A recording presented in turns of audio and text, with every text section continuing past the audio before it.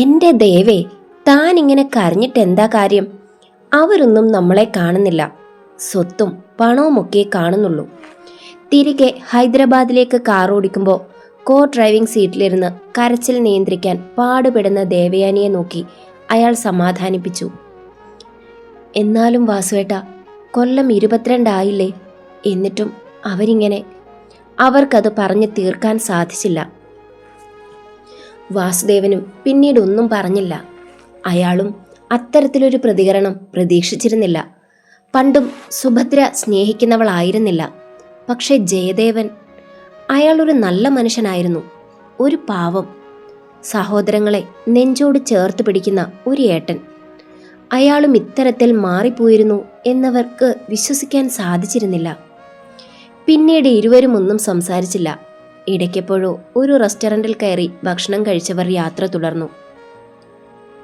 പാർക്കിലെ ആളൊഴിഞ്ഞ ബെഞ്ചിൽ നിരഞ്ജനയും കാത്തിരിക്കുകയായിരുന്നു ദേവു. നിതാര ഫ്ലാറ്റിൽ ഉച്ചമയക്കത്തിലായിരുന്നു. ഉച്ചവെയിൽ താഴുന്നതേ ഉണ്ടായിരുന്നുള്ളൂ. പാർക്കിങ്ങിൽ അങ്ങിങ്ങായി കുറച്ചാളുകൾ നിൽപ്പുണ്ട്. അവരിൽ പലരും കമിതാക്കളാണ്. ഐസ്ക്രീമും നുണഞ്ഞ് പരസ്പരം സ്നേഹം പങ്കുവെക്കുന്നവർ. ദേവു അവരെയൊക്കെ നോക്കിയിരുന്നു. കൗമാരക്കാലത്ത് പോലും തനിക്കാരോടും പ്രണയം തോന്നിയിട്ടില്ല എന്ന കാര്യം അവൾ അത്ഭുതത്തോടെ ഓർത്തു.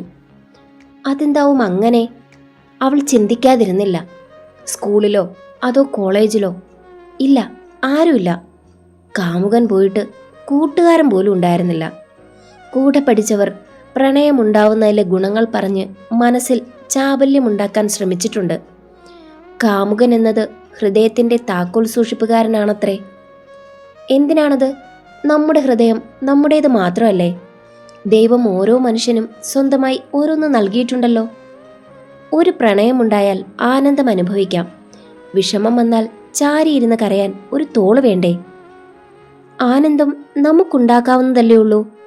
പിന്നെ ചാരിയിരുന്ന് കരയാൻ അച്ഛനോ അമ്മയോ ആങ്ങളെയോ പോരെ?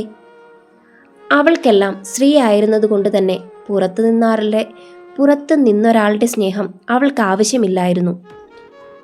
എന്താണ് മാഡം, ആരേക്കിനാവു കാണുകയാ? തൊട്ടടുത്തിരുന്ന് നിരഞ്ജൻ ചോദിക്കുന്നത് കേട്ട് അവളൊന്ന് ഞെട്ടി. ഇതെപ്പോ വന്നിരുന്നു? ഞാൻ കണ്ടതേയില്ല. താൻ എന്തോ സ്വപ്നം കാണുമല്ലായിരുന്നോ? ഞാൻ വന്നിട്ട് 5 മിനിറ്റ് ആയി. ദേവു അവനെ നോക്കുന്നത് കണ്ട് അവൻ പുഞ്ചിരിയോടെ പറഞ്ഞു. ഞാൻ വെറുതെ ഓരോന്ന് ആലോചിച്ചിരുന്നതാ. ദേവു നിരഞ്ജനെ മൊത്തത്തിലൊന്ന് നോക്കിക്കൊണ്ട് പറഞ്ഞു. അവൻ്റെ കയ്യിലെ പ്ലാസ്റ്റർ മാറ്റിയിരുന്നു. നെറ്റിയിലെ മുറിവ് നന്നായി ഉണങ്ങിയിരുന്നു. വെറുതെ എന്ന് പറഞ്ഞ? സത്യം പറയടോ, താൻ തൻ്റെ കാമുകനെ ഓർത്തിരുന്ന അല്ലേ? നിരഞ്ജൻ അവളുടെ ഉള്ളറിയാൻ വെറുതെ ഒന്ന് ചോദിച്ചു. അവളുടെ മറുപടി നെഗറ്റീവ് ആയിരിക്കണേ എന്ന് മനസ്സിലൊരു 100 വട്ടം പ്രാർത്ഥിച്ചു. അതെ, അവനെ നന്നായി മിസ് ചെയ്യുന്നുണ്ട്. ദേവു കുസൃതി ചിരിയോടെ പറഞ്ഞത് കേട്ട് അവൻ്റെ നെഞ്ചൊന്നിടറിപ്പോയി. അവൾക്ക് വേറെ കാമുകനുണ്ടോ? പ്രണയമുണ്ടോ? താൻ വൈകിപ്പോയി. ആദ്യമായി പ്രണയം തോന്നിയ വ്യക്തി മറ്റാർക്കോ സ്വന്തമായി പോയിരിക്കുന്നു. നിരഞ്ജൻ എങ്ങനെയോ ഒന്ന് പുഞ്ചിരിച്ചു. താൻ എന്താ കാണണമെന്ന് പറഞ്ഞത്? വിഷയം മാറ്റാൻ അവൻ പെട്ടെന്ന് ചോദിച്ചു. നിരഞ്ജന്റെ കണ്ണുകളിലേക്ക് തന്നെ നോക്കിയിരുന്നു ദേവു ചോദിച്ചു. നിരഞ്ജൻ എന്നോടെന്തേലും പറയാനുണ്ടോ? അവളുടെ കണ്ണുകളിലേക്ക് നോക്കിയിരിക്കുമ്പോൾ സ്വയം നഷ്ടപ്പെടുന്നതവൻ തിരിച്ചറിഞ്ഞു. എന്നിരുന്നാലും അവൻ തിരികെ ചോദിച്ചു. എന്താടോ എനിക്ക് തന്നോട് പറയാൻ?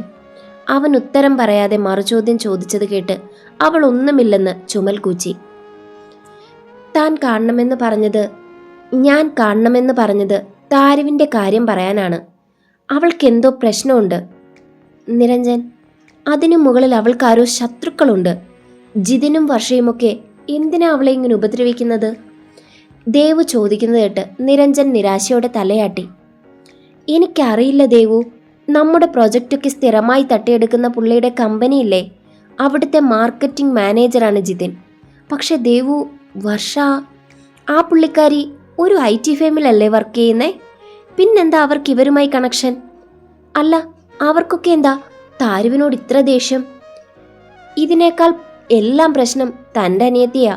അവൾക്കിപ്പോഴും നിരഞ്ജനെയും അങ്കിളിനെയും ആൻറ്റിയെയും ഒന്നും ഇഷ്ടമല്ല. ദേവു പറയുന്നത് കേട്ടിട്ട് അവനൊന്നും മിണ്ടിയില്ല.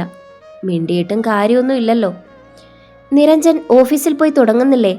അതോ അമ്മയുടെ തലോടലൊക്കെ ആസ്വദിച്ച് വീട്ടിലിരിക്കാനാണോ ഉദ്ദേശം? ദേവു കുസൃതി ചിരിയോടെ ചോദിച്ചു. അത് കേട്ട് നിരഞ്ജൻ ചിരിയോടെ തന്നെ പറഞ്ഞു, ഞാൻ നാളെ തൊട്ട് ഓഫീസിൽ പോകും.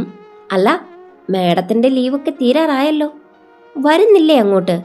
അതോ കൂട്ടുകാരിയുടെ കൂടെ കറങ്ങി നടക്കാനാണോ ഉദ്ദേശം? നിരഞ്ജൻ തിരിച്ചു ചോദിച്ചത് കേട്ട് അവൾ പൊട്ടിച്ചിരിച്ചുപോയി. പഞ്ഞിമിഠായി വേണോ? അവിടേക്ക് പഞ്ഞിമിഠായി കൊണ്ടുവന്ന ആളെ നോക്കിക്കൊണ്ട് നിരഞ്ജൻ പോക്കറ്റിൽ നിന്ന് വാലറ്റ് കയ്യിലെടുത്ത് ചോദിച്ചു. ദേവു വേണമെന്നോ വേണ്ടായെന്നോ പറഞ്ഞില്ല, വെറുതെ അവനെ ഒന്ന് നോക്കുക മാത്രം ചെയ്തു. അവൻ ചിരിയോടെ പഞ്ഞിമിഠായി വാങ്ങി അവൾക്ക് നേരെ നീട്ടി. അവൾ അത് കഴിക്കാൻ തുടങ്ങിയപ്പോൾ അവൻ പതിയെ ചോദിച്ചു, ആരാ ആള്? നിരഞ്ജൻ ചെറിയ പതർച്ചയോടെ ചോദിക്കുന്നത് കേട്ട് ദേവു മനസ്സിലാവാതെ അവനെ ഒന്ന് നോക്കി. ഏതാള്? അല്ല, തനിക്കാരെയോ മിസ് ചെയ്യുന്നു എന്ന് പറഞ്ഞല്ലോ. നിരഞ്ജൻ അവളുടെ മുഖത്തേക്ക് നോക്കാതെ ചോദിച്ചു. എൻ്റെ പൊന്നെ, ഞാനത് വെറുതെ പറഞ്ഞതാ. എനിക്ക് വേറെ റിലേഷൻ ഒന്നുമില്ല. ഇവിടെ ഇത്രയും കപ്പിൾസിനെ കണ്ടപ്പോഴും ഞാനതാ ഓർത്തത്. അവൾ പറഞ്ഞത് കേട്ടതും നിരഞ്ജൻ ആശ്വാസത്തോടെ ഒന്ന് ചിരിച്ചു. ആ മുഖത്ത് കത്തിയ പൂത്തിരിയുടെ തിളക്കം ദേവുവും ശ്രദ്ധിച്ചിരുന്നു. നിരഞ്ജൻ പതിയെ അവളുടെ കൈ പിടിച്ചു. പൂ പോലെ മൃദുലമായ അവളുടെ കയ്യിൽ പിടിച്ചപ്പോൾ അവൻ്റെ കൈയൊന്ന് വിയർത്തു. ദേവു, എനിക്ക് തന്നോടൊരു കാര്യം പറയാനുണ്ട്. പക്ഷെ ഇപ്പോഴല്ല. നിത്താരയുടെ പ്രശ്നങ്ങളൊക്കെ ഒന്ന് മാറട്ടെ, ഞാൻ പറയാം തന്നോട് എൻ്റെ മനസ്സിലുള്ളതെല്ലാം. ദേവു പുഞ്ചിരിച്ചു. എനിക്കറിയാം, ഈ മനസ്സിലുള്ളത് എനിക്ക് മനസ്സിലാകും. അവൾ പതി അവൻ്റെ തോളിലേക്ക് ചാഞ്ഞു. അവൻ അവളെ തന്നിലേക്ക് ചേർത്ത് പിടിച്ചു. നിരഞ്ജനെയും വാസുദേവനെയും എങ്ങനെ തിരിച്ചു കൊണ്ടുവരുമെന്ന ഗഹനമായ ചിന്തയിലാണ് സുഭദ്രയും സാന്ദ്രയും. ഒടുക്കം വാസുദേവനും ഭാര്യയും വന്ന കാര്യം വാസുദേവൻ അമ്മയായ മീനാക്ഷിയമ്മയെ അറിയിക്കാം എന്നവർ തീരുമാനിച്ചു. ദേവേന്ദ്രവർമ്മ മരിച്ചതിന് ശേഷം മീനാക്ഷിയമ്മ വളരെ ദുർബലയാണ്. താനും കണ്ണടയും മുൻപേ വാസുദേവൻ തറവാട്ടിലേക്ക് തിരികെ വരണമെന്ന് അവർക്ക് കലശലായ ആഗ്രഹമുണ്ടായിരുന്നു. ഒടുക്കം നടത്തേണ്ട നാടകങ്ങളുടെ രൂപരേഖ തയ്യാറാക്കി സുഭദ്ര മുറിയിൽ നിന്നിറങ്ങി താഴെ പൂജാമുറിയുടെ അരികിലുള്ള മീനാക്ഷിയമ്മയുടെ മുറി ലക്ഷ്യമാക്കി നടന്നു. ഇതേ സമയം ജയദേവന്റെ കിടപ്പുമുറിയിൽ അയാളെ ശാസിക്കുകയായിരുന്നു രേണുക. എന്നാലും ജയേട്ടൻ ചെയ്തത് തീരെ ശരിയായില്ല. കൊല്ലം എത്ര കഴിഞ്ഞൂന്നാ? ഇനിയും എന്തിനാ ഇങ്ങനെ പകയും ദേഷ്യവുമൊക്കെ? എത്രയൊക്കെ ആയാലും മുറ്റത്ത് വരെ വന്നവരെ അധിക്ഷേപിച്ചിറക്കി വിട്ടത് തീരെ ശരിയായില്ല. കിടക്കവിരി നന്നായി കുടഞ്ഞു വിരിക്കുന്നതിനിടയിൽ അവർ പറഞ്ഞത് കേട്ട് വിഷമത്തോടെ ജയദേവൻ പറഞ്ഞു. എൻ്റെ രേണു, അവനെ മുന്നിൽ പെട്ടെന്ന് കണ്ടപ്പോൾ എൻ്റെ കയ്യിൽ നിന്നൊന്നു പോയി. അതൊരേട്ടൻ്റെ അവകാശ. പക്ഷേ സുഭദ്ര കയറി വിഹിതം ചോദിച്ചു വന്നതാണോ എന്ന് ചോദിക്കുമെന്ന് ഞാൻ കരുതിയില്ല. അത് തന്നെയാ ഞാനും പറഞ്ഞത്. നിങ്ങളുടെ പെങ്ങക്കോ നാവിന് ലൈസൻസ് ഇല്ല. അതിൻ്റെ കൂടെ നിന്ന് അവരെ അപമാനിച്ച് വിട്ടിരിക്കുന്നു. ആ ദേവ ഒരു പാവ. എനിക്കറിയാലോ അവളെ. അവളെ പോലും പറഞ്ഞ് ദുഷ്ടതയാക്കിയത് സുഭദ്ര ഒറ്റ ഒരാളാ. രേണുക ഈർഷ്യയോടെ പറഞ്ഞു. ഭാര്യ പറയുന്നത് സത്യമായതുകൊണ്ട് അയാൾ ഒന്നും പറഞ്ഞില്ല. അന്തസ്സും തറവാടിത്തവും സമ്പത്തും നോക്കിയാണ് സുഭദ്രയെ വിവാഹം കഴിപ്പിച്ചയച്ചത്. എന്നാൽ സാന്ദ്രയെ ഗർഭിണിയായിരിക്കുമ്പോൾ അയാൾ നടത്തി വന്ന വ്യാപാരം പൊളിഞ്ഞു. മറ്റേതൊരു ഭാര്യയെയും പോലെ സുഭദ്ര അയാൾക്ക് താങ്ങായി നിന്നില്ല. നിറവയറോടെ അവർ ബന്ധം ഉപേക്ഷിച്ച് തറവാട്ടിലേക്ക് തിരിച്ചു വന്നു. അതിനുശേഷം അവരോ സാന്ദ്രയോ അയാളെ അന്വേഷിച്ചിട്ടില്ല. എന്നാൽ അധികം വൈകാതെ തറവാട്ടിൽ സുഭദ്ര പ്രശ്നങ്ങൾ ഉണ്ടാക്കി തുടങ്ങി. രണ്ടാമതൊന്നുകൂടി വിവാഹം സുഭദ്രയ്ക്ക് ആലോചിച്ചുവെങ്കിലും നടന്നില്ല. ഒടുക്കം ഇളയ മകനും കുടുംബവും തറവാട് വിട്ടുപോയി. അതിൽ മനം നൊന്താണ് സുഭദ്രയുടെ അച്ഛൻ മരണപ്പെട്ടത്. വാസുദേവൻ വന്ന കാര്യം അമ്മയോട് സംസാരിച്ച് അവരെ തിരികെ വിളിക്കാമെന്ന് ഉറച്ചുകൊണ്ട് ജയദേവൻ മുറിയിൽ നിന്നിറങ്ങി മീനാക്ഷിയമ്മയുടെ മുറിയിലേക്ക് പോയി. സുഭദ്ര മുറിയുടെ വാതിൽ പിടിച്ചപ്പോഴേക്കും ജയദേവൻ വിളിച്ചു. സുഭദ്രേ! അവർ പെട്ടെന്ന് പകച്ചുപോയി. എങ്കിലും പറഞ്ഞു, എന്താ ഏട്ടാ? അമ്മയോട് ആവശ്യമില്ലാതെ എരികേറ്റാൻ പോകുകയാണോ നീ? വാസു ഇപ്പോൾ വന്ന കാര്യം പറയാനല്ലേ ഇപ്പം നീ പോണത്? ജയദേവൻ ഇത്തിരി കടുപ്പത്തിൽ ചോദിച്ചു. എൻ്റെ ഏട്ടാ, ഞാൻ എന്ത് എരികേറ്റാനാ? വന്നത് നമ്മുടെ അനിയനല്ലേ. ചെയ്തത് ഇത്തിരി കടുപ്പമായി പോയി. അത് അമ്മയോട് പറഞ്ഞ് തിരികെ വിളിപ്പിക്കണം അവനെ. സുഭദ്ര പറയുന്നത് കേട്ട് ജയദേവന്റെ കണ്ണ് മിഴിഞ്ഞുപോയി. എന്തൊക്കെ ഇവളീ പറയുന്നേ? ഇനി അടുത്ത അടവ് വല്ലതും ആണോ? ലാഭം നോക്കാതെ സ്വന്തം ഭർത്താവിനെ പോലും സ്നേഹിക്കാത്തവളാണ്. അയാൾ ചിന്തിച്ചു നിന്നപ്പോഴേക്ക് സുഭദ്ര മുറി തുറന്ന് അകത്ത് കയറിയിരുന്നു. ഒട്ടൊന്ന് നിന്നിട്ട് വേഗം ജയദേവനും അകത്തേക്ക് കയറി. അകത്തെ തേക്കിൻ തടിയിൽ പണിത കട്ടിലിൽ രാമനാമം ജപിച്ചിരിക്കുകയാണ് മീനാക്ഷിയമ്മ. അവർ കണ്ണു തുറന്ന് മുന്നിൽ നിൽക്കുന്ന മക്കളെ ഒന്ന് നോക്കി. എന്താ ജയദേവ രണ്ടാളും ഒരുമിച്ച്? സുഭദ്രയെ പൊതുവെ ആ മുറിയിലേക്ക് കാണാത്തതുകൊണ്ട് മീനാക്ഷിയമ്മ ഗൗരവത്തിൽ തന്നെ ചോദിച്ചു. അത് പിന്നമ്മേ, രാവിലെ വസു വന്നിരുന്നു. അത് പറയുമ്പോൾ ജയദേവന്റെ ഒച്ച പതിയെ അടഞ്ഞു. അമ്മ എങ്ങനെ പ്രതികരിക്കും എന്നയാൾക്ക് അറിയില്ലായിരുന്നു. ഒരു നിമിഷം ആ അമ്മമനം ഒന്ന് കുളർന്നു. അവരുടെ കണ്ണുകളിൽ കണ്ണുനീർ ഉരുണ്ടുകൂടി. എന്നിട്ട് എവിടെ എൻ്റെ കുട്ടി? മീനാക്ഷിയമ്മയുടെ ഒച്ച നേർത്തുപോയി. അമ്മേ, അവൻ എത്ര കൊല്ലം കഴിഞ്ഞു വന്നതാ. അതൊന്നും നോക്കാതെ ഏട്ടൻ അവനോട് ദേഷ്യപ്പെട്ടു. ഏട്ടൻ പറയുന്നത് കേട്ടപ്പോൾ എനിക്കും സഹിച്ചില്ല. ഞാനും എന്തൊക്കെയോ പറഞ്ഞു. അവൻ അപ്പം തന്നെ തിരിച്ചുപോയി. സുഭദ്ര പറയുന്നത് കേട്ട് മീനാക്ഷിയമ്മ കോപത്തോടെ പറഞ്ഞു. എന്താ ജയദേവ, നീ സഹോദരങ്ങളെ സ്നേഹിക്കാത്തവനായോ? സ്വന്തം അനുജനെ അകറ്റി നിർത്താനാണോ നിന്റെ ഭാവം? അല്ലമ്മേ, ഞാൻ പെട്ടെന്ന് കണ്ടപ്പോൾ ദേഷ്യപ്പെട്ടു പോയി. മോനെ ജയ, എനിക്ക് കണ്ണടയും മുൻപ് അവനെ ഒന്ന് കാണണം. നീ പോയി കൊണ്ടുവരുമോ അവനെ? ഇത്തവണ മീനാക്ഷിയമ്മ കരഞ്ഞുപോയി. ഉറപ്പായും അമ്മേ, ഞാൻ ഇപ്പം തന്നെ പോകാം. നാളെ രാവിലെ തന്നെ അമ്മയ്ക്ക് വസുവിനെ കാണാം. ജയദേവൻ തീരുമാനിച്ചുറപ്പിച്ചതുപോലെ മുറിയിൽ നിന്നും ഇറങ്ങി.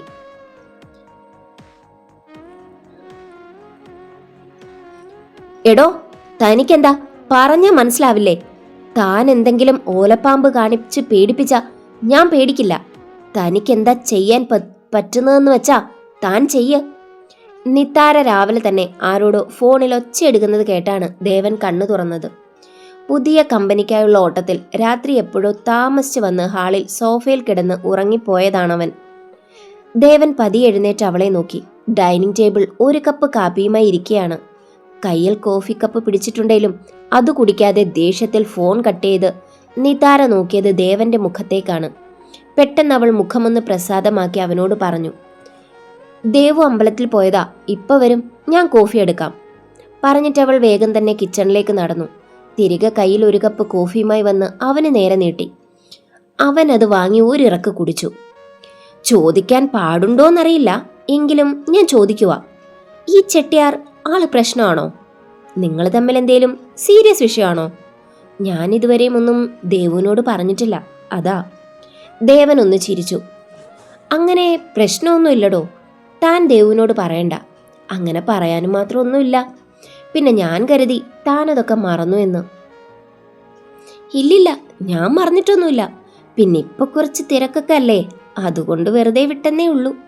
കളിയോടെ പറഞ്ഞിട്ട് അവൾ തിരികെ അടുക്കളയിലേക്ക് പോയി. കാശിനാഥൻ, തെക്കേടത്തെ തറവാട്ടിൽ ഇപ്പോഴുള്ള കൊച്ചുമക്കളിൽ മൂത്തവൻ.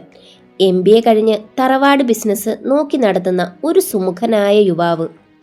സുഹൃത്തിന്റെ കല്യാണ പാർട്ടിയും കഴിഞ്ഞ് രാത്രി 9:30 അവൻ തന്റെ ഡസ്റ്ററിൽ വന്നിറങ്ങി. ആരെയും ഉണർത്താതെ മിണ്ടാതെ പോയി കിടക്കാമെന്ന് കരുതിയാണ് മുറിയിലേക്ക് പോകാൻ തുടങ്ങിയത്. കാശി, ജയദേവന്റെ വിളികേട്ടവൻ തിരിഞ്ഞു നോക്കി. നിനക്ക് ഹൈദരാബാദ് ബേസായിട്ടുള്ള വർമ്മ ഗ്രൂപ്പ് ഓഫ് കമ്പനീസ് അറിയുമോ? കാശി പെട്ടെന്നൊന്ന് നെറ്റി ചുളിച്ചു. അച്ഛാ, അത് ഇളയച്ചനല്ലേ? ആണ്, ഇളയച്ചന്റെ കമ്പനിയാണ്, അവൻ ഉറപ്പോടെ പറഞ്ഞതു. ജയദേവൻ പുഞ്ചിരിച്ചു. നീ അവിടെ വരെ ഒന്ന് പോണം, എന്നിട്ട് അവരെയും കൂട്ടി വരണം. ജയദേവൻ അവനോട് കാര്യങ്ങൾ വിശദമായി പറഞ്ഞു. കാശി സന്തോഷത്തോടെ ചിരിച്ചു. അതിനെന്താച്ചാ, ഞാൻ ഇപ്പൊ തന്നെ പോകാലോ. ഇപ്പൊ റോഡ് വഴി വിട്ട നാളെ രാവിലെ അങ്ങെത്തും. കാശി വേഗം പോകാൻ തയ്യാറായി. വേഗം തന്നെ കാശിനാഥന്റെ ഡസ്റ്റർ തെക്കേടത്ത് മുറ്റത്തു നിന്നും പൊടി പറത്തി പാഞ്ഞുപോയി. കുഞ്ഞുനാളിൽ കൈപിടിച്ച് നടന്ന കൂട്ടാണ് കാശിയും നിരഞ്ജനും. വർഷങ്ങൾക്ക് ശേഷം കൂടപ്പിറപ്പിനെ കാണാൻ സാധിക്കുന്ന സന്തോഷത്തോടെ അവൻ ഹൈദരാബാദ് ലക്ഷ്യമാക്കി പാഞ്ഞു.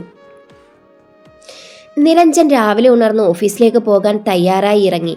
ഗ്രേ കളറിലെ ഫോർമൽ ഷർട്ടും അണിഞ്ഞ് സ്ലീവ് മടക്കിക്കൊണ്ടുവരുന്ന അവനെ കണ്ടതും ഹാളിൽ ഡൈനിങ് ടേബിളിൽ ആഹാരം വിളമ്പിക്കൊണ്ട് നിന്ന ദേവയാനി ഒന്ന് ചിരിച്ചു. പക്ഷെ ആ ചിരിക്ക് പതിവ് പോലെ പ്രസന്നത ഉണ്ടായിരുന്നില്ല. നിരഞ്ജൻ അത് വേഗം തിരിച്ചറിയുകയും ചെയ്തു. നീ ഇരിക്ക്, ഞാൻ കഴിക്കാനെടുക്കാം. അവന് മുഖം കൊടുക്കാതെ ദേവയാനി പെട്ടെന്ന് പറഞ്ഞു. നിരഞ്ജൻ കൈ കഴുകി ഇരുന്നിട്ട് ചോദിച്ചു. എന്താ അച്ഛാ, എന്തു പറ്റി? അവൻ ചോദിച്ചത് വസുദേവനോടായിരുന്നെങ്കിലും നോട്ടം ദേവയാനിയുടെ മുഖത്തായിരുന്നു. ഒന്നും കാര്യമായി കഴിക്കാതെ വെറുതെ പാത്രത്തിൽ കൈ ഓടിച്ചുകൊണ്ടിരുന്ന വസുദേവൻ അവനോട് കാര്യങ്ങൾ പറഞ്ഞു. കേട്ട് കഴിഞ്ഞപ്പോൾ ആദ്യം നിരഞ്ജനും ഒന്നും പറയാൻ സാധിച്ചില്ല. അവനും ആഗ്രഹിച്ചിരുന്നു എപ്പോഴെങ്കിലും തറവാട്ടിൽ പോയി എല്ലാവരും ഒന്നിച്ച് സന്തോഷത്തോടെ ജീവിക്കുന്നത്. എങ്കിലും അച്ഛനെയും അമ്മയെയും സമാധാനിപ്പിക്കാനായി അവൻ പറഞ്ഞു, ഇത്ര നാളും നമുക്കാരുമില്ലായിരുന്നല്ലോ, ഇനിയും വേണ്ട, അത്രേ ഉള്ളൂ. ദേവയാനി നിറഞ്ഞു വന്ന കണ്ണുനീരിനെ ഒഴുക്കാൻ അനുവദിക്കാതെ തടഞ്ഞു നിർത്തി. ഇതേ സമയം പുറത്ത് കോളിംഗ് ബെൽ മുഴങ്ങി. ദേവയാനി കഴിക്കാനിരുന്നത് കൊണ്ട് തന്നെ നിരഞ്ജനാണ് എഴുന്നേറ്റ് കൈ കഴുകി വാതിൽ തുറന്നത്. ഹൈദരാബാദ് സിറ്റിയിലേക്ക് കാശിനാഥൻ പ്രവേശിക്കുമ്പോൾ പിറ്റേന്ന് നേരം പുലർന്നിരുന്നു. അവൻ നേരെ ചെന്നത് വർമ്മ ഗ്രൂപ്പ് ഓഫ് കമ്പനിയിലേക്കാണ്. അവിടെ നിന്നും സെക്യൂരിറ്റിയാണ് വസുദേവന്റെ നിത്താരം വീട്ടിലേക്കുള്ള വഴി പറഞ്ഞു കൊടുത്തത്. മുറ്റത്തായി ഡസ്റ്റർ പാർക്ക് ചെയ്ത് നീണ്ടു കിടക്കുന്ന വരാന്തയുടെ മുന്നിലെ ചുമരിൽ കോളിംഗ് ബെല്ലിൽ കൈപതിച്ചു. നിരഞ്ജൻ വാതിൽ തുറന്നു. മുന്നിൽ നിൽക്കുന്ന ചെറുപ്പക്കാരനെ മനസ്സിലാകാതെ ഒന്ന് നോക്കി. അവരുടെ കണ്ണുകൾ പരസ്പരം കുരുങ്ങിപ്പിടഞ്ഞു. കുട്ടിക്കാലത്തെങ്ങോ കണ്ടുമറന്ന മുഖം നിരഞ്ജൻ ഓർമ്മയിൽ ഒന്നുകൂടി പരതി നോക്കി. ഇല്ല, ഓർമ്മ കിട്ടുന്നില്ല, പക്ഷെ കണ്ടിട്ടുണ്ട് എവിടെയോ. ഒടുവിൽ മനസ്സിലെ ചോദ്യോത്തര പിടിവലി ഉപേക്ഷിച്ച് നിരഞ്ജൻ ചോദിച്ചു, ഹു ആർ യു? കാശി ഒന്ന് പുഞ്ചിരിച്ചു. എന്നിട്ട് വളരെ പതിഞ്ഞ ശബ്ദത്തിൽ പറഞ്ഞു, പേര് പറഞ്ഞാ ഓർമ്മ വരുമോന്നറിയില്ല നിരഞ്ജൻ, പക്ഷേ നമുക്ക് പരിചയമുണ്ട്. കാശി പറഞ്ഞത് മനസ്സിലാകാതെ നിരഞ്ജൻ ഒന്നുകൂടി അവനെ സൂക്ഷിച്ചു നോക്കി. അപ്പോഴേക്ക് കഴിച്ചു കഴിഞ്ഞ് കൈ കഴുകി വാസുദേവനും എഴുന്നേറ്റിരുന്നു. ആരാ മോനെ? വാസുദേവൻ വാതിൽക്കൽ നിൽക്കുന്ന അപരിചിതനെ നോക്കി നിരഞ്ജനോട് ചോദിച്ചു. ഇതേ സമയം നിരഞ്ജൻ ആലോചനകളുടെയും സംശയങ്ങളുടെയും ലോകത്തായിരുന്നു. ദേവു പറഞ്ഞ അറിവല്ലാതെ ജിതിനെ താൻ ഇതുവരെയും കണ്ടിട്ടില്ല. ഇനി അയാളാകുമോ വന്നിട്ടുള്ളത്? ഇത്രയും നാൾ വരെയും നിത്താരയുടെ ശത്രുക്കളെപ്പറ്റി അച്ഛനോടോ അമ്മയോടോ പറഞ്ഞിട്ടില്ല. ഇന്ന് പറയേണ്ടി വരുമോ? ഓരോന്നോർത്ത് നിൽക്കെ കാശി നിരഞ്ജനെ കടന്ന് ആ വലിയ വാതിൽ കൂടി അകത്തേക്ക് കയറി. ആരെന്നറിയാതെ നോക്കി നിന്ന വസുദേവന്റെ അടുത്തേക്ക് ചെന്നു. ഒരു പുഞ്ചിരിയോടെ അയാളുടെ കാൽപാദങ്ങളിലേക്ക് കുനിഞ്ഞു തൊട്ടു. എന്നിട്ട് പതിയെ നിവർന്നു പറഞ്ഞു, ഇളയച്ചൻ എന്നെ മനസ്സിലായോ? ഞാൻ കാശി. പൊടുന്നനെ വാസുദേവന്റെ മുഖമൊന്ന് ഞെട്ടി. കുട്ടിക്കാലത്തെടുത്ത് തോളിലിരുത്തിയ കുഞ്ഞാ, അവനിപ്പോ വളർന്നു വലിയ ഒരാളായി. വാസുദേവൻ വാത്സല്യത്തോടെ അവന്റെ ചുമലിൽ കൈവച്ചു. കാശിമോനെ, സുഖാണോ നിനക്ക്? അവന്റെ ഇളയച്ചൻ എന്നുള്ള വിളിയിൽ നിന്ന് ജയദേവന്റെ മകൻ കാശിനാഥനാണെന്ന് നിരഞ്ജന് മനസ്സിലായി. അടുത്ത് നിന്ന ദേവയാനിയും സന്തോഷം കൊണ്ടൊന്ന് പുഞ്ചിരിച്ചു. സുഖായിട്ടിരിക്കുന്നു ഇളയച്ച. ഞാൻ വന്നത് അച്ഛൻ പറഞ്ഞിട്ട് നിങ്ങളെ തറവാട്ടിലേക്ക് വിളിക്കാനാ. അവൻ പറഞ്ഞത് കേട്ട് വാസുദേവനും ദേവയാനിയും വിശ്വാസം വരാത്ത ഭാവത്തിൽ അവനെ ഒന്ന് നോക്കി. അച്ഛൻ പെട്ടെന്നെന്തോ ദേഷ്യത്തിൽ പറഞ്ഞു പോയതാ. ഇളയച്ചനും ഇളയമ്മയും അതൊന്നും മനസ്സിൽ വെക്കരുത്. മുത്തശ്ശിക്കും കാണണം നിങ്ങളെ. എനിക്കൊപ്പം വരണം. കാശിയുടെ വാക്കുകൾ കേട്ട് വാസുദേവൻ സന്തോഷത്താൽ നിറഞ്ഞ കണ്ണുകളോടെ തലയാട്ടി. ദേവയാനിയുടെ അവസ്ഥയും മറിച്ചായിരുന്നില്ല. വരില്ല. അന്തരീക്ഷത്തിലെ സുഖകരമായ മൗനം ഒഴിവാക്കി നിരഞ്ജൻ ഉറപ്പോടെ പറഞ്ഞു. അത് കേട്ട് ദേവയും വാസുദേവനും അവനെ അമ്പരപ്പോടെ നോക്കി. എന്നാൽ കാശി ഒരു പുഞ്ചിരിയോടെ അവനെ നേരിട്ടു. നിരഞ്ജൻ, എനിക്ക് മനസ്സിലാകും തൻ്റെ ഭാഗം. പക്ഷെ താൻ ബാക്കിയുള്ളവരെ കൂടി മനസ്സിലാക്കാൻ ശ്രമിക്കണം. അച്ഛനും അപ്പച്ചിയുമൊക്കെ പറഞ്ഞത് തെറ്റാണ്. പക്ഷെ അവർക്കും ന്യായീകരണമില്ലേ? ഇപ്പോഴും അവർ തന്നെയല്ലേ അങ്ങോട്ട് വിളിക്കുന്നത്? പ്ലീസ് നിരഞ്ജൻ, ഇത്രയും വർഷമായില്ലേ, ഇനി താനായിട്ടുകൂടി വാശി കാണിക്കരുത്. നിരഞ്ജൻ ഒന്നും മിണ്ടിയില്ല. ദേവയാനി പതിയെ വന്ന് അവൻ്റെ തോളിൽ കൈവച്ചു. ഒടുവിൽ നിരഞ്ജൻ പാതി മനസ്സോടെ സമ്മതം മൂളി. ഓഫീസിലെ തീർക്കാനുള്ള വർക്കൊക്കെ തീർത്ത് വേഗം നാട്ടിലേക്ക് വരാം എന്നുറപ്പ് നൽകി നിരഞ്ജൻ ഓഫീസിലേക്ക് പോയി. ഉച്ചയ്ക്ക് ശേഷം വീട്ടിൽ നിന്നിറങ്ങാമെന്ന് തീരുമാനിച്ച് വാസുദേവനും ദേവയാനിയും പാക്കിംഗ് തുടങ്ങി. ഇനി കുറച്ചുനാൾ കഴിഞ്ഞേ മടക്കമുണ്ടാവുകയുള്ളൂ. ഒന്ന് ഫ്രഷായിട്ട് സുഹൃത്തിനെ കണ്ടിട്ട് വരാമെന്ന് പറഞ്ഞ് കാശിയും വീട്ടിൽ നിന്നിറങ്ങി. ദേവു, അച്ഛൻ്റെ ഏതോ പ്രോപ്പർട്ടി നിന്റെ പേരിലാത്രേ. അതിൻ്റെ എന്തോ കാര്യത്തിന് നിന്റെ സൈൻ വേണം. കുറച്ച് അത്യാവശ്യമുള്ള കാര്യമാണ്. നീ ഒന്ന് വന്നിട്ട് പോ മോളെ. രാവിലെ വിളിച്ചപ്പോൾ അമ്മ പറഞ്ഞ കാര്യമാണ്. ദേവു ബ്രേക്ക്ഫാസ്റ്റ് കഴിക്കുമ്പോൾ വീണ്ടും വീണ്ടും ആലോചിച്ചുകൊണ്ടിരുന്നു. രാവിലെ എഴുന്നേറ്റപ്പോൾ മുതൽ നിത്താരയ്ക്ക് ചെറിയ പനിയും തലവേദനയും ഉണ്ട്. തലേന്ന് പെയ്ത മഴ മുഴുവൻ ബാൽക്കണിയിൽ ഇറങ്ങി നിന്ന് നനഞ്ഞു. ഈ അവസ്ഥയിൽ അവളെയും കൊണ്ട് യാത്ര പോകണ്ട എന്നവൾ തീരുമാനിച്ചു. വൈകിട്ടത്തെ ട്രെയിനിന് പോകാം, നാളെ രാവിലെ ഫ്ലൈറ്റിന് തിരിച്ചു പോരുകയും ചെയ്യാം. കാര്യങ്ങളൊക്കെ തീരുമാനിച്ചിട്ടാണ് അവൾ നിതാരയോട് കാര്യം പറഞ്ഞത്. ആദ്യമൊക്കെ കൂടെ വരുന്നു എന്ന് വാശി പിടിച്ചെങ്കിലും ദേവു കൊണ്ടുപോകില്ലെന്ന് കട്ടായം പറഞ്ഞു. ഉച്ചതിരിഞ്ഞ് നിതാരയെ ആശുപത്രിയിൽ കൊണ്ടുപോയി കാണിച്ചിട്ടാണ് ദേവു പോകാൻ റെഡിയായത്.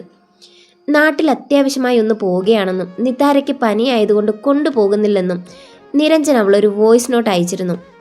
2-3 തവണ വിളിച്ചിട്ടും കിട്ടാഞ്ഞിട്ടായിരുന്നു അവൾ അങ്ങനെ ചെയ്തത്. ഒടുക്കം ഫ്ലാറ്റിൽ നിന്നിറങ്ങി ഊബർ വിളിച്ച് റെയിൽവേ സ്റ്റേഷനിൽ എത്തിയപ്പോഴാണ് നിരഞ്ജന്റെ കോൾ വന്നത്. ദേവു, താൻ എവിടെയാ? ട്രെയിനിലാണോ പോകുന്നേ? നിരഞ്ജൻ കോൾ എടുത്ത പാടെ ചോദിച്ചതങ്ങനെയാണ്. അവൻ വല്ലാതെ കിതയ്ക്കുന്നുണ്ടായിരുന്നു. അതെ, എന്താ നിരഞ്ജൻ, എന്തു പറ്റി? അവൾ ആകുലതപ്പെട്ടുപോയി. ഏയ് ഒന്നുമില്ല, സി യു സൂൺ വേഗം പറഞ്ഞിട്ട് അവൻ കോള് കട്ട് ചെയ്തു. ദേവു ഒന്നും മനസ്സിലാകാതെ ഫോണിലേക്ക് തന്നെ നോക്കിക്കൊണ്ട് നിന്നു. മുന്നിൽ പോകാനുള്ള ട്രെയിൻ വന്നിട്ടും അവൾക്ക് കയറാൻ തോന്നിയില്ല. നിരഞ്ജൻ എന്തിനാവും സി യു സൂൺ എന്ന് പറഞ്ഞതെന്ന് ചിന്തിച്ചിരുന്നു. ഒടുവിൽ ട്രെയിൻ മുന്നോട്ട് പതിയെ നീങ്ങി തുടങ്ങിയപ്പോൾ എന്തും വരട്ടെ എന്ന് കരുതി അവൾ ട്രെയിനിലേക്ക് പതിയെ കയറി. ഫോണിൽ ടിക്കറ്റ് നോക്കി സീറ്റ് നമ്പർ ഒന്നുകൂടി ഉറപ്പിച്ചിട്ട് വന്നിരിക്കാൻ പോയ ദേവു ഞെട്ടിപ്പോയി. അതാ തൻ്റെ വിൻഡോ സീറ്റിനടുത്ത് മുടി ചീകി ഒതുക്കിക്കൊണ്ടിരിക്കുന്ന നിരഞ്ജൻ. ഇതെപ്പോ കയറി? ഞാൻ കണ്ടില്ലല്ലോ, ദേവു അമ്പരപ്പോടെ ചോദിച്ചു. അതൊക്കെ കയറി, താൻ ഇരിക്കുന്നില്ലേ? നിരഞ്ജൻ അവൾക്കിരിക്കാനുള്ള സ്പേസ് നോക്കി ചോദിച്ചു. ദേവു തോളിൽ കിടന്ന ലാപ്ടോപ്പ് ഊരി മടിയിലേക്ക് വെച്ചുകൊണ്ടിരുന്നു. സത്യം പറ നിരഞ്ജൻ, ഇതെപ്പോ കയറി? എങ്ങോട്ട് പോകുന്നു? എടോ, ഞാൻ തന്നെ വിളിച്ചത് കഴിഞ്ഞ സ്റ്റേഷനിൽ നിന്നാ. എൻ്റെ ഒരു ഫ്രണ്ട് ഹൈദരാബാദ് വിസിറ്റ് ചെയ്യാൻ വന്നിരുന്നു. അവനെ തിരിച്ച് ട്രെയിൻ കയറ്റി വിടാൻ നിന്നപ്പോഴാണ് ഞാൻ തൻ്റെ വോയിസ് കേട്ടത്. പിന്നിന്ന് കേരളത്തിലേക്ക് പോകാൻ ഈ ഒരു ട്രെയിൻ കൂടിയല്ലേ ഉള്ളൂ. പിന്നെ ടി എൻ്റെ ഒരു ഫ്രണ്ടിൻ്റെ അങ്കിളാ. അതുകൊണ്ടിതാ ശിഖന്യ സുദേവിൻ്റെ അടുത്ത് തന്നെ സീറ്റ് ഒപ്പിച്ചു. നിരഞ്ജൻ മുഖത്തെ വിയർപ്പൊപ്പി പറഞ്ഞത് കേട്ട് അവൾ പുഞ്ചിരിച്ചു. ഇത് ഒന്നാമത്തെ ചോദ്യത്തിൻ്റെ ഉത്തരം. ഇനി അടുത്തത്, എങ്ങോട്ട് പോന്നു? അത് കേട്ട് അവനൊന്ന് പരിങ്ങി. ദേവു പുരികം ചുളിച്ചു വെച്ച് അവനെ ആകപ്പാടൊന്ന് നോക്കി. അത് പിന്നെ എൻ്റെ കമ്പനിയിലെ സ്റ്റാഫിൻ്റെ സെക്യൂരിറ്റി എൻ്റെ ഉത്തരവാദിത്വമല്ലേ? ഓഹോ, MD നേരിട്ട് ബോഡിഗാർഡാകുന്ന സെക്യൂരിറ്റിയോ? അവൾ ചോദിക്കുന്നത് കേട്ട് അവൻ ചമ്മലോടെ ചിരിച്ചു. പിന്നീട് അങ്ങോട്ടേക്ക് നോക്കാനേ അവൻ പോയില്ല. കുറച്ചു നേരം കഴിഞ്ഞ് പുറത്തെ കാഴ്ചകളിലേക്ക് കണ്ണും നട്ടിരുന്ന ദേവുവിൻ്റെ കൈവിരലുകളിൽ നിരഞ്ജൻ പിടിച്ചു. എന്നിട്ട് പതിയെ പറഞ്ഞു, എടോ, ഞാൻ ഒരിക്കലും കിട്ടില്ലെന്ന് കരുതിയതൊക്കെ തിരികെ കിട്ടിക്കൊണ്ടിരിക്കുക. ആദ്യം അമ്മ, ഇപ്പതേ തറവാട്ടിൽ നിന്നും. നിരഞ്ജൻ പറഞ്ഞത് മനസ്സിലാകാതെ അവൾ അവനെ ഒന്ന് നോക്കി. അവൻ എല്ലാ കാര്യങ്ങളും അവനോട് വിശദീകരിച്ചു. ഇനി എനിക്ക് തിരിച്ചു കിട്ടാൻ ഒന്നേ ഉള്ളൂ, എൻ്റെ നിതാര. അത് പറയുമ്പോൾ അറിയാതെ തന്നെ അവൻ്റെ സ്വരം ഇടറിപ്പോയിരുന്നു. ദേവു ഒന്നും മിണ്ടാതെ അവനെ വെറുതെ ഒന്ന് നോക്കുക മാത്രം ചെയ്തു. രാത്രിക്ക് കനം വെച്ചു വന്നു. ഇരുട്ട് മൂടി. നക്ഷത്രങ്ങൾ ആകാശത്തിലേക്ക് ആധിപത്യം സ്ഥാപിച്ച് കടന്നു വന്നു. തുടരും.